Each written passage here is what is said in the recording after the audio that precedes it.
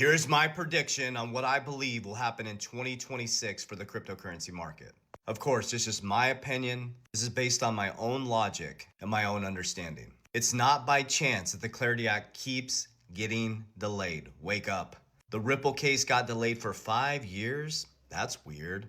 Or it's not. If you just go on the SEC website, egregious cases last about 12 to 24 months. But the Ripple case lasted 5 years. That's interesting. ISO kept getting delayed, the Ripple case kept getting delayed, and it finally settled in 2025 when Trump launches the Genius Act and they started to form the Clarity Act. Is it by chance that February 20th, 2026 is a 36-year cycle that ends old systems that have to do with centralization, that have to do with financialization over production, and from trusting systems to trustless systems? No, it's not by chance. It's called a cycle. It happens over and over again. And why people get wrecked is because they think it's different this time. Now, the Clarity Act's getting delayed over and over again. Guys, it's not going to get passed, just like the Ripple case didn't get passed until the banks are ready. What you're experiencing is massive manipulation in silver, cryptocurrency, and what they're doing is they're prying your Bitcoin out of your hands, your XRP out of your hands, your Solana out of your hands. And if you can't handle the emotion, you're going to get wrecked over the next 24 months. And you can't control your emotions because you don't have a plan. You're hoping that these cryptocurrencies are going to make you all of a sudden a multi-millionaire because of these influencers promoting that. That's not how winning is done. How winning is done is building conviction on the assets, dollar cost averaging when they go down, and creating a dollar cost average plan along the way. And holding the line long enough, just like Amazon, Google, you will have a moment eventually, and then you pull profits and you build an ecosystem. So here's what I think is going to happen. Of course, it's just my opinion. Save the video, see how I do. I think Bitcoin's going to have a rough year, and I'm here for it. I'm going to buy as much as I can. It is Bitcoin's enemy year. Billionaires use astrology. Millionaires use charts. JP Morgan. He said it backwards. Millionaires use charts. Billionaires use astrology. Why would a leader of a bank say that? Do your own research. It's its enemy year. So you probably will have great buying opportunities for Bitcoin this year. But I feel like, and I'd love to hear your opinion, is you're going to see a decoupling of utility tokens. And when the Clarity Act passes, you're going to have clarity. And that has to do with the cycles. Is it by chance that it's called Ripple, the age of Aquarius? Guys, it's all by design. Just like you are. That's the cool part. So I've lost most of you by now, and that's okay. But this is how it works. This is why I'm so calm. When I started to realize this is how it works, it's nothing new under the sun. This happened over and over again in humanity. It's like, oh, okay. So if this has happened over and over again in humanity, plan for it. Stop being a rubbernecker. Stop chasing get rich quick and create a plan. So I think that utility tokens, I don't think there's gonna be this huge decoupling, but I think things like XRP, XLM, things that have real world solving utility, they're gonna affect the banking system, replumb the banking system, may have a little bit of a decoupling. I think Bitcoin's gonna have a really rough year. If it's following the 4-year cycle, it should go down and ladder down all the way till the bottom in October. Our amazing technical analysis gentleman, Gonzo, on our team, I think we believe we could probably go down to 40,000. So what does that mean for me?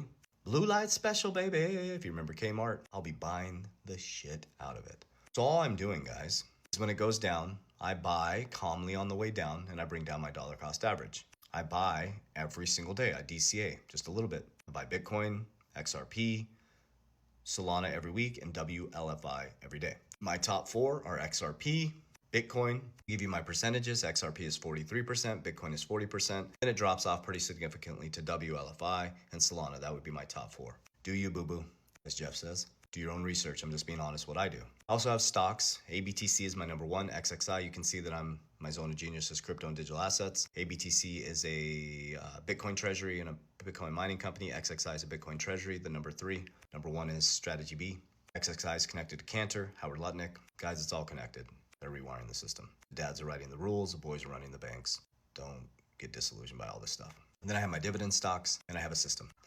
I have income coming from my active businesses. When everybody else got rich quick, I pulled profits, and I built active businesses that create income and cash flow 24 hours a day. I took that income, I didn't do lifestyle creep. I put 10% into dividends, so I put money into companies that I don't have to work. I have dividend income, I have business income. I take that income, which is debt, because you're paid in someone else's debt, and I put it into assets. I just gave you my assets. Do you? When those assets profit, I'm not married to these assets. Any influencer telling you just to hold and borrow against your digital assets, you're gonna get fucked. You're gonna get destroyed.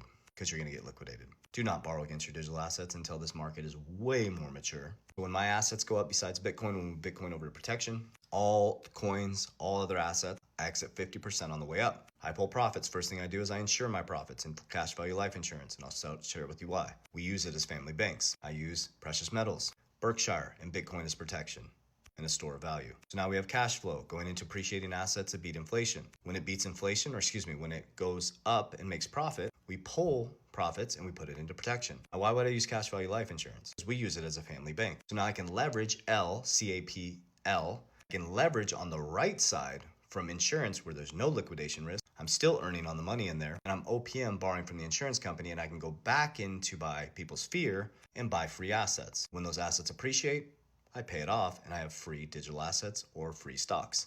That's how you use proper family banking. And then DR is de-risk, de-risk, de-risk. I'm constantly de-risking based on people's emotion. I don't read charts, I watch people's emotion. X, when people are losing their shit, I'm like, oh, it's time to start dollar cost averaging because they're panic selling, and I buy their panic. When everybody's Lambo money and memes and everybody's super excited and it's green, I'm literally selling the people coming in trying to get rich quick. And I secure it in my container, my insurance, and I wait for the red again. That's a plan. That's how winning is done. So that's my prediction. I'm sticking to it. Let's see how it goes. I think Bitcoin's gonna have a rough year, and I'm for it. I think some of the altcoins, specifically utility tokens that are rewiring the banking system, might decouple a little bit. I don't think some big parabolic move, but I think we'll have enough to maybe pull some profits. Let's see how it goes. Warriors, rise, get your shit together.